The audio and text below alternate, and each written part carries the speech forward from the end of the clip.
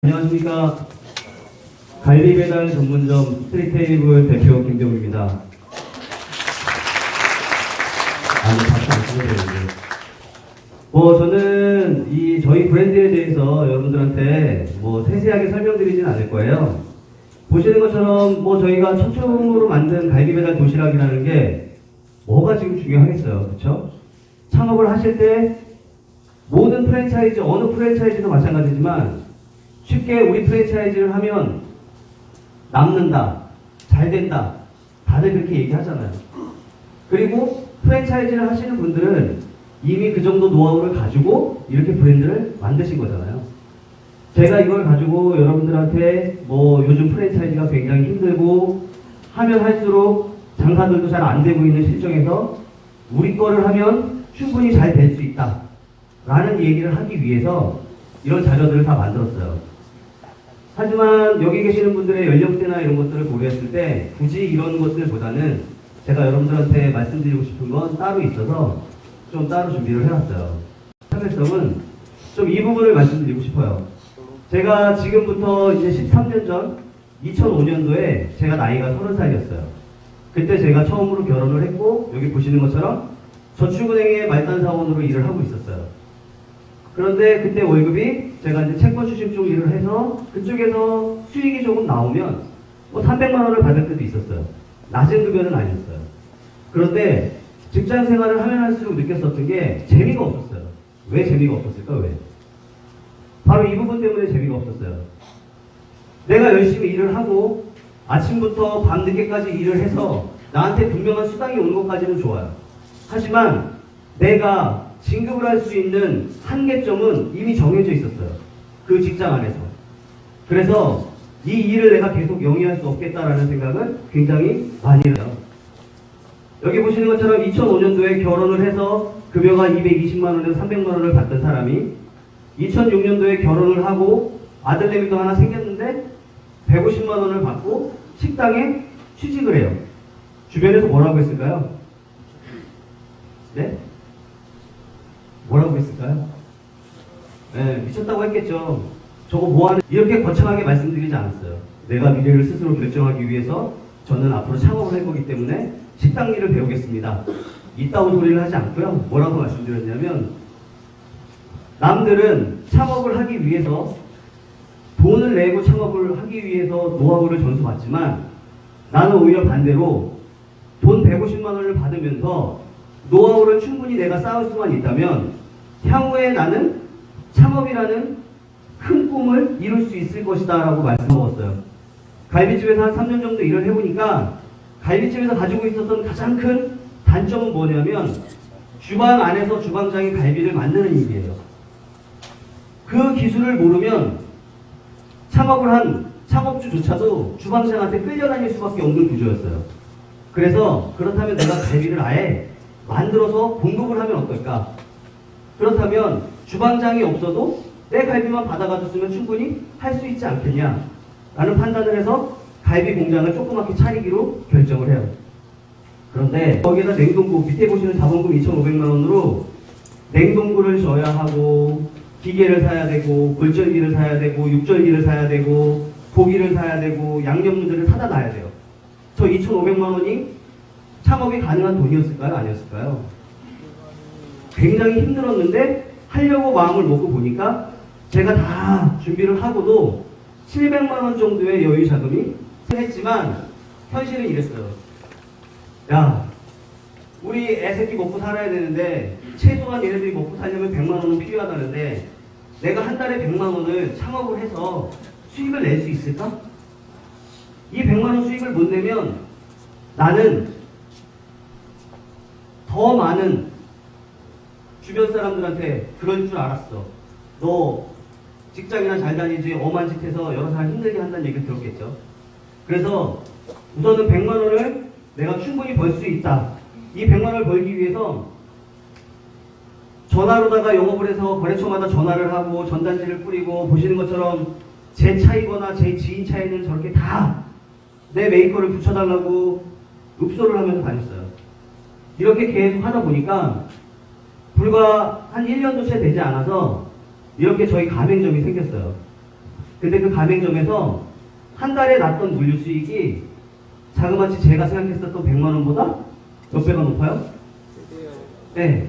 이 가게 하나에서 나한테 월 주는 이익이 300만 원의 물류 수익을 내주기 시작했어요. 그때부터 안정적으로 회사가 돌아가기 시작했는데 준비하고 뭐 제가 생각했었던 과정들은 길었지만 실제로 제가 실천을 하고 그거에 따른 수익을 내는데 걸리는 시간은 그렇게 많지 않았었어요. 왜냐하면 제가 결단을 내렸고 그거에 대한 생각을 3년 동안 계속 식당을 다니면서 했기 때문에 창업을 한 지는 얼마 되지 않았지만 제가 실제 창업을 한 건 이미 창업을 하려고 마음 먹었었던 3년 전, 4년 전이었을 거예요. 이렇게 해서 한 1년 정도 있다가 한 3,000평 정도 되는 가든을 인수를 해서 뭐 여러 군데서 얘기를 해요. 와, 성공한 사업가다. 그렇죠?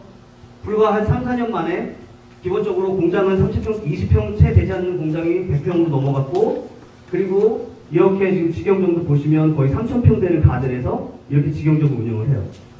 그러면서 저는 내가 창업을 하고자 하는 목적은 내가 하고자 하는 일을 스스로 하기 위해서 창업을 하기로 마음을 먹었었기 때문에 나는 이 안에서 이런 큰 가든을 인수하면서도 나는 이 가든에 맞는 마케팅을 해야 되겠다.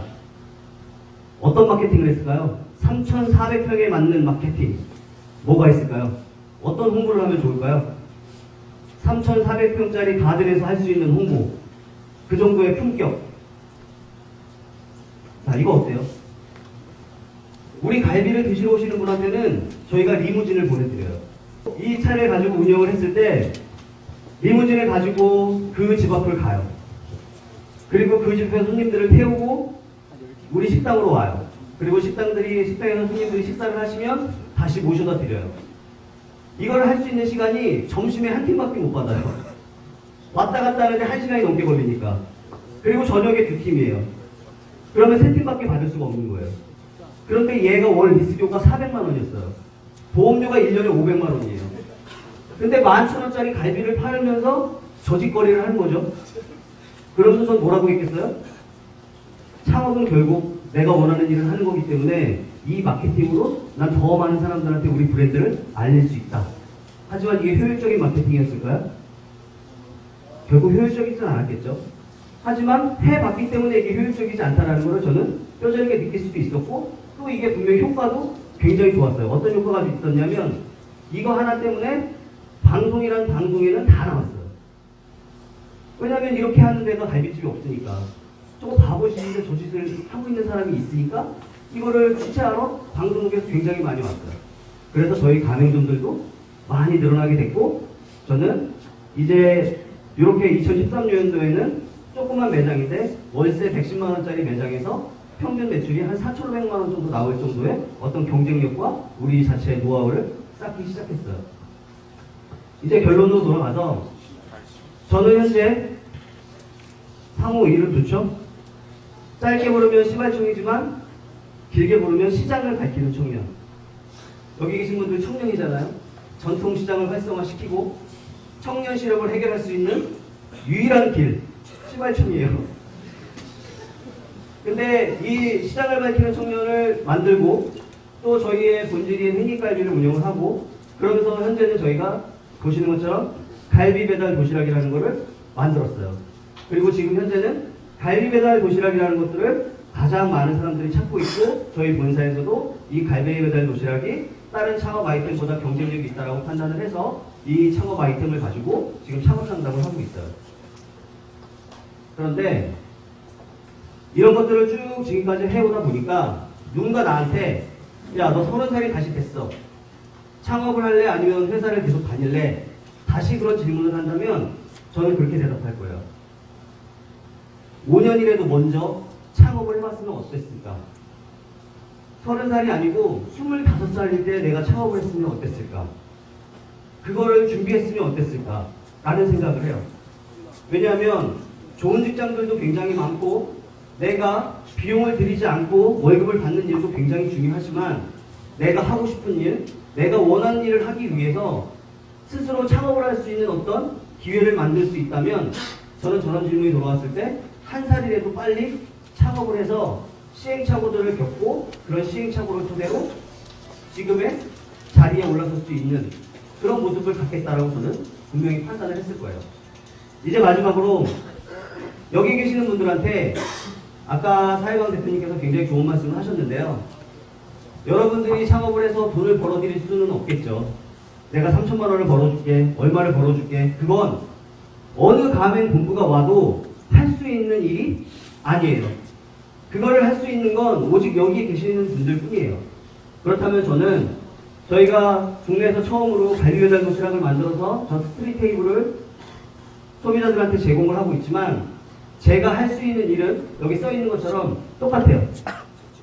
창업을 해서 여러분들한테 돈을 버는 일을 알려드리는 게 아니라 여러분 스스로가 여러분 삶을 대척할 수 있고 이런 시행착오가 생겼을 때 이 어려움을 어떻게 극복을 할 수 있을까, 이런 것들을 옆에서 조언을 하고 도와드릴 수 있는 역할은 제가 할 수 있고 저희 스트릿 테이블에서 할 수 있어요. 창업을 어떤 아이템을 하셔도 상관없지만 이런 동반자랑 한번 창업을 하는 데 있어서 뭐 질문을 하고 싶고 물어보고 싶다라면 한 번쯤 생각해 보시고 저희하고 상담을 해주시면 돼요. 그런데 이런 분은 상담을 하지 말아주세요. 게으른 분. 정말 내가 공부를 못해도 상관없고 숫자를 몰라도 상관없고 글을 몰라도 상관없는데 게으른 사람은 절대 창업하시면 안 되니까 상담하지 마시고요. 자기 스스로 생각했을 때 나는 게으르지 않다라고 생각하시는 분만 상담을 해주면 될 것 같아요. 이제 여러분들이 창업을 할 건지 사회에 나가서 취업을 할 건지 많은 고민들을 하실 건데 어떤 거를 선택하시든 여러분 스스로 삶을 잘 대처할 수 있는 그런 분이 됐으면 좋겠습니다. 네, 감사합니다.